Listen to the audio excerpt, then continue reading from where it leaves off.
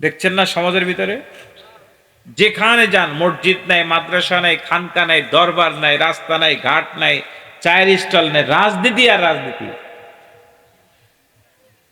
হুশই নাই। কয়দিন আগে আল্লাহ একটা ঝাঁকা দিয়েছে, এরকম এরকম একটু নাড়া দিয়েছে।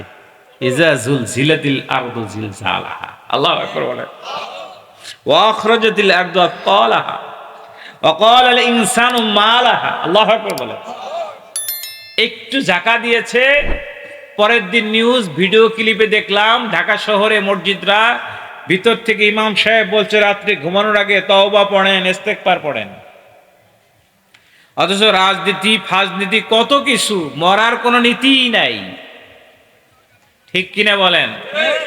এত রাজনীতি, আল্লাহরে ভুলে গেছে। আল্লাহকে দাঁড়া আমারে বলছিস, একটা নাড়া দিছে, তাও সামান্য একটু, ব্যাস তওবা শুরু হয়ে গেছে। কয়েক বছর আগে আপনাদের মনে আছে, ঈদের রাত্রে 2006 বা 7 বা 8 হবে এরকম,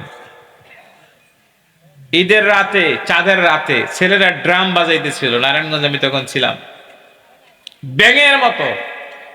মসজিদে আগের দিন এত বুঝানো, এত কিছু বলা হলো, কোনো কাজ নাই। হুজুর আপনার ওয়াজ আপনি করেন, আমরা আমাদের কাজ করব। বাস ওই ড্রাম বাজানোর ভিতরে একটা ঝাঁকুনি দিয়েছে আল্লাহ, বিল্ডিং গুলো এরকম থরথর করে কাঁপতেছিল, এরকম নিজ চোখে দেখা। মুহূর্তের ভিতরে ড্রামের ভিতরে কোরআন তেলাওয়াত শুরু হয়ে গেল। সুবহানাল্লাহ কোন? আর আল্লাহ আছে কি নাই? কথা বলেন। ওদি মানে কি? There is no God. স্রষ্টা বলতে কেউ নেই। নাউজুবিল্লাহ কম।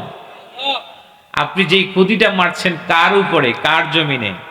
লা তামশি ফিল আরদি মারহা। যেই জমিনের উপর দিয়ে হাঁটার ক্ষেত্রে দাম্ভিক ভাবে চলতে আল্লাহ নিষেধ করে দিয়েছেন। অথচ আপনি আমি কি করছি? আল্লাহকে ভুলে গিয়ে দুনিয়ার মায়ে এমন ভাবে জড়াই গেছি যে দুনিয়ার থেকে যাইতে হবে এই চিন্তাই তার ভিতরে নাই। কি বলেন, ঠিক না? সময়ের কোনো গুরুত্ব নাই, কোনো মূল্য নাই, চিন্তা নাই, ফিকির নাই। মনে করছে সকালবেলা ঘুম থেকে উঠি, বের হই, সন্ধ্যা হয়, আবার বাড়িতে আসি, এটাই একটা স্বাভাবিক নিয়ম। কিন্তু আল্লাহ আপনাকে আমাকে কেন পাঠালেন, কি জন্য পাঠালেন, কি উদ্দেশ্য ছিল আল্লাহর, সব ভুলে গিয়েছি। ঠিক কিনা বলেন?